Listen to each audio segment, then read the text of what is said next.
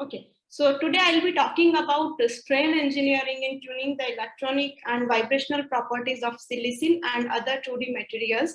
And we'll see what is the importance of considering this strain effect on the thermoelectric performance.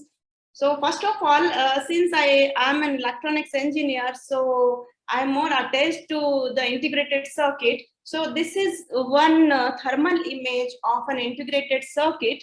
So you might have noticed in all your electronic devices like mobile phone or laptop, everywhere you have integrated circuit inside this. So because of the scaling down of the devices, the size is getting smaller and smaller for all the devices and the components. So because of that, since the dimensions are reducing, so the cross-sectional area is reducing, and the current density and power density in other way is shooting up. So this makes the temperature gradient across an integrated circuit. So this image you can see that the blue color is the cool temperature, and the yellow and or orange red color is the thermal hotspot. So you see that the maximum densities of this thermal hotspot is very high. It is more than 300 watt per centimeter square. So which is issue of concern. So what happens actually when you use integrated circuit? So you make all the cooling arrangements, but you do cooling arrangements at some point. So let's say you are putting an IC on some for some application. So you provide all the heat pipes and heat spreaders to whatever the heat is generated during the operation will be taken out to the outside world. But what happens? The one part of that is attached to the heat sink will be maintained at the room temperature, but the other part, the upper side of the IC, which is not where no fan or heat sink is connected, will be having some higher temperature. So this gives us the motivation to work on nanoscale thermoelectrics. So since you have temperature gradient exist across the integrated circuit, so why can't we convert this temperature gradient into useful energy? So this was the motivation behind my work at nanoscale. So what I'm talking about today is low dimensional materials. So particularly we are involved with the investigation of thermoelectric properties of one-dimensional and two-dimensional materials using first principles techniques. So first principles techniques actually allows us to predict the properties close to the experimental values, because here you don't have any empirical parameter, you don't assume anything, but it is the realistic picture that is coming out. And the second thing, we'll see what is the effect of strain on thermoelectric performance in real life situation. So the material under consideration that we are working on is silicene, germanium, transition metal dichalcogenides, Janus, and several other 2D layered materials. And for first principles techniques, there are computational tools that are available which are based on density functional theory. So few of them, that is open source software that is available is Quantum Espresso. And once we get some results, when we get some structural calculation, then it will be, the results will be post processed, and we get all the electrical and the vibrational properties. So I'll give you an idea how do we do this. So this is just an overview. So first what we do, whatever the structure we want to study, we relax the structure, and then we do the self-consistence calculation. So I'll discuss this point, self-consistent calculation, how it is done, what is the algorithm behind this. And once we have the self-consistent calculation results, from that we can use to do phonon calculation to further predict the vibrational spectra, the interatomic force constant, and the lattice thermal conductivity, phonon line width, etc. And we have this the result of SCF. After that, we do non-self-consistent calculation to find out the wave function, and with that, the output of this NSCF calculation then is post-processed by by a tool which is called Bootstrap code, and it actually solves the Boltzmann transport equation to predict the electronic or electrical part of the material, that is the electrical conductivity, the electronic part of thermal conductivity, specific heat, Seebeck coefficient, Hall coefficient, etc. So how do we do this self-consistent calculation? So the first thing is that, first of all, it is density functional theory. So density functional theory is nothing but we have many body system. So it is really difficult to analyze many body systems. So what do? We consider many body into one body with many times. So we consider a single body and then we do the calculation, and that will be true for all the number of atoms present. So first of all, we need to calculate the charge density. So for that, to find out, to calculate this, first of all, we need Schrodinger's equation, or in other words, we use the Cohen-Sham equation, where we want this V effective. So V effective is nothing but you have one atom and it is surrounded, one atom, it is surrounded by several neighboring atoms and electrons. So there will be several forces that will be working on it. So this V effective will be having many components. So it will be having electron nucleus interaction, then it will be having electron-electron interaction, Coulombic interaction, and then it will be having exchange correlation. So exchange correlation is the difficult thing to find out. So to find out this, actually we start with guessing the charge density. So once we take the charge density, then we can find out V effective, and then we put this V effective in this equation.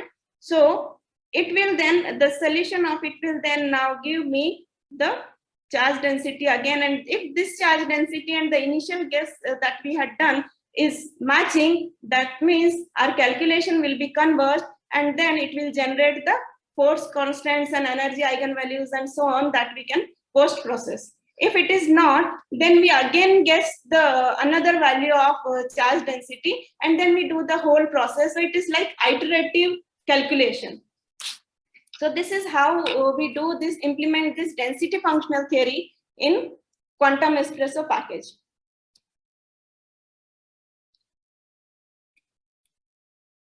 So for example, we have considered two layered materials. One is silicon and one is germanium. So I'm working more towards silicon because I'm working for integrated circuit. So our VLSI industry, semiconductor industry is based on silicon. So silicon, if we take, then it is really compatible to implement thermoelectric generator on the existing silicon based industry rather than taking some other new material.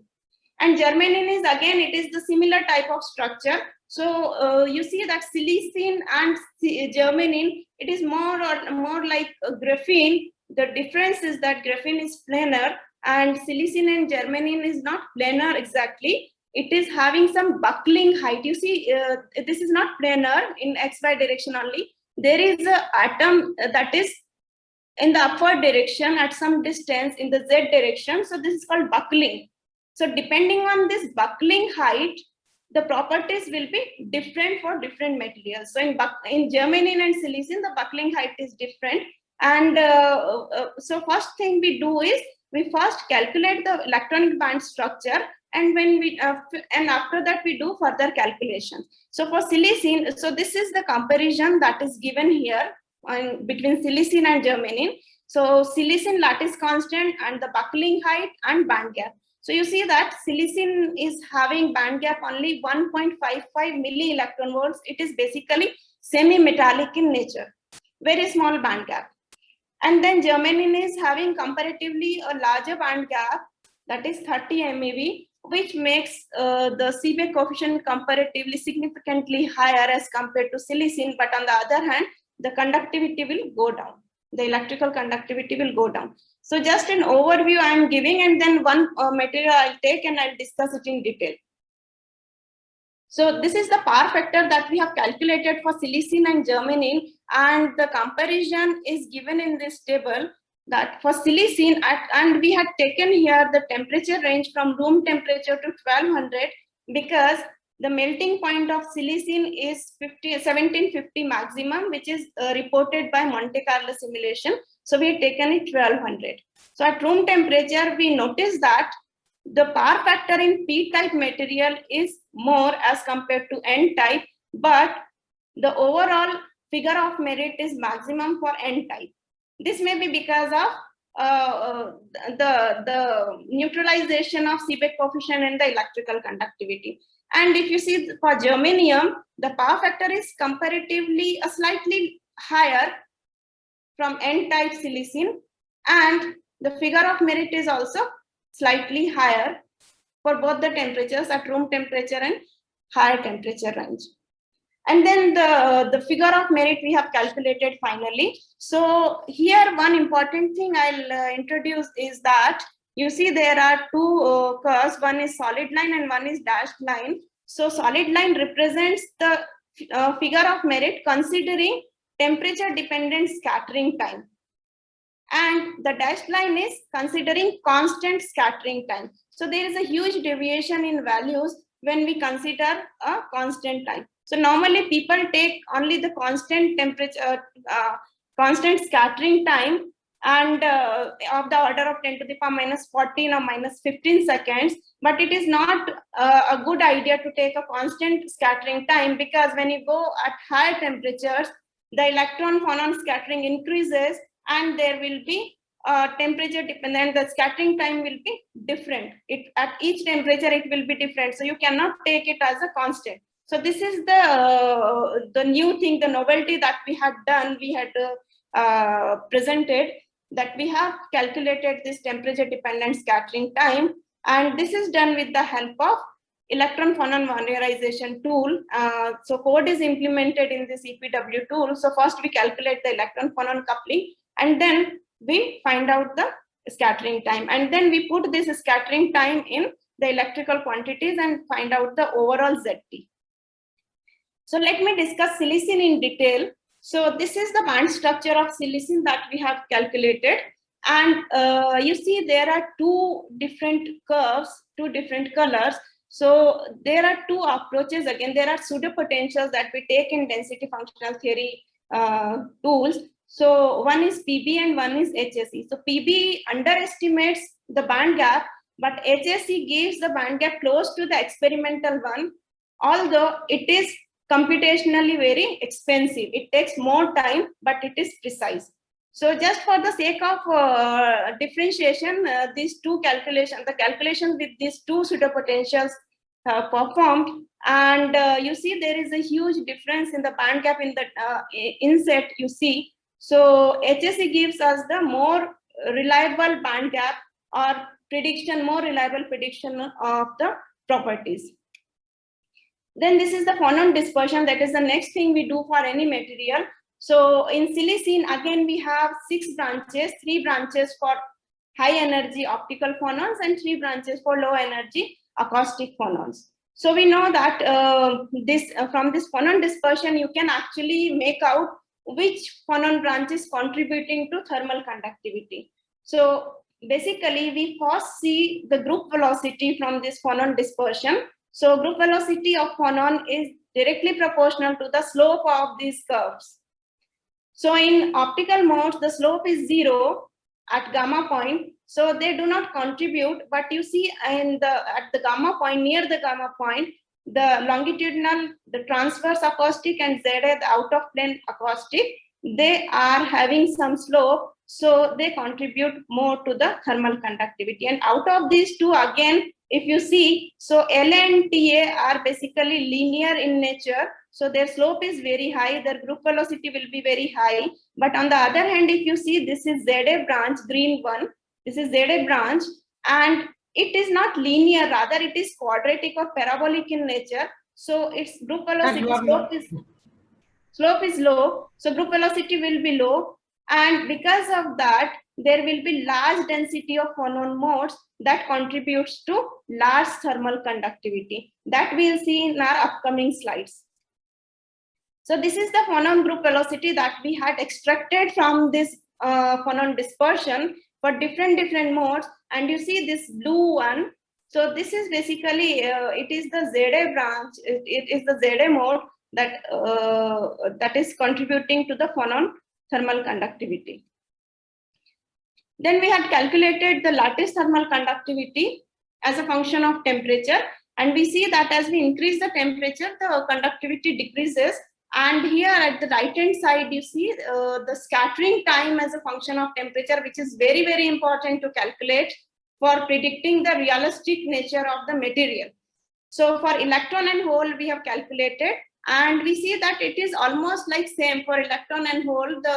The scattering rate is same. Why? Because there is so the band structure, if you see, it is Dirac in nature.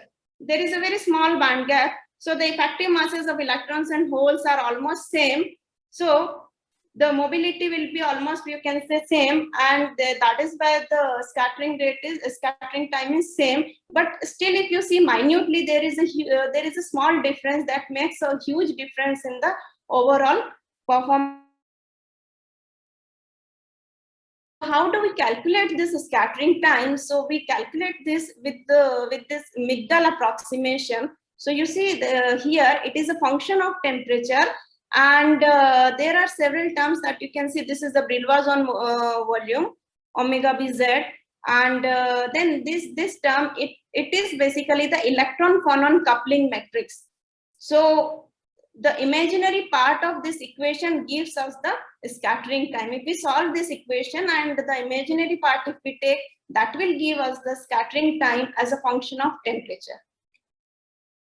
So then we calculate the Seebeck coefficient and the electrical conductivity and electronic part of thermal conductivity. This is achieved by Bolt-Strap code, and Bolt-Strap code actually solves the Boltzmann transport equation, and the result that we get from Bolt-Strap code is in the form of sigma by tau, where tau is the scattering rate, and kappa I by tau, where tau is the scattering rate. So if you take constant value, then the value will be something else. But if you actually calculate at each temperature value what is the scattering rate, and then you put it, then you get the realistic result. So you see that with increase in temperature, the Seebeck coefficient. So we have calculated with two, again, pseudopotentials, HSE and PV, and we rely more on HSE, although it is computationally expensive, but it gives accurate result.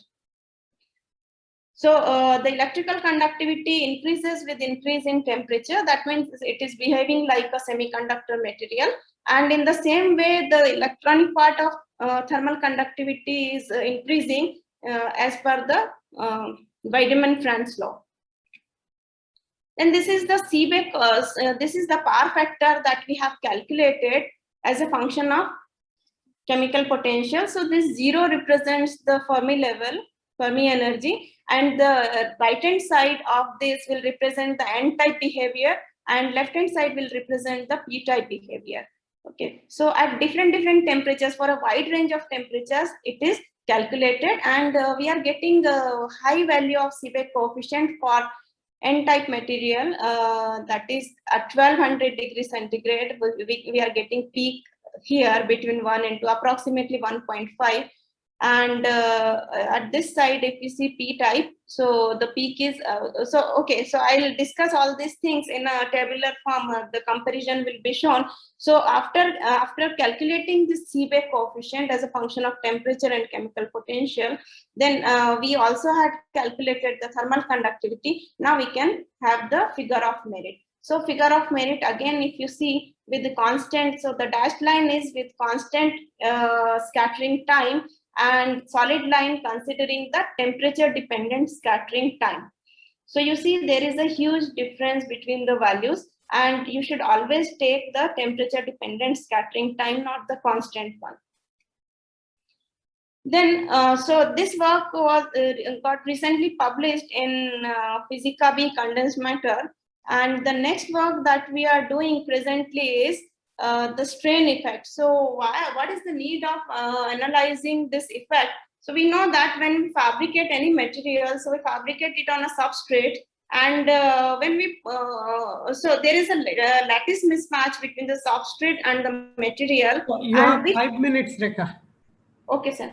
So which makes the strain to be introduced. The strain may be compressive or tensile.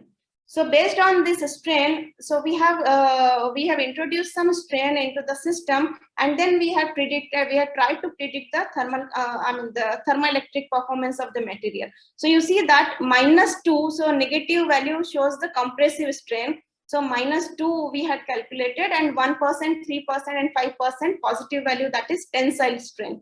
And the comparison is shown here. As we increase the strain, the band gap increases. And this is the phonon dispersion. So this is for compressive strain, and then the tensile strain. So you see here that for compressive strain, there is a negative frequency between gamma and M point. This shows the instability of the material.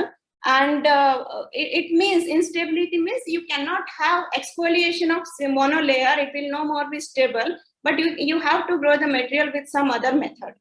So we are not taking this compressive strain, rather we are studying only with tensile strain. So we have calculated the thermal conductivity in the same way, and then from phonon dispersion we have predicted the group velocity, and the average contribution to the thermal conductivity can be seen by this group velocity diagram, which mode is actually contributing more.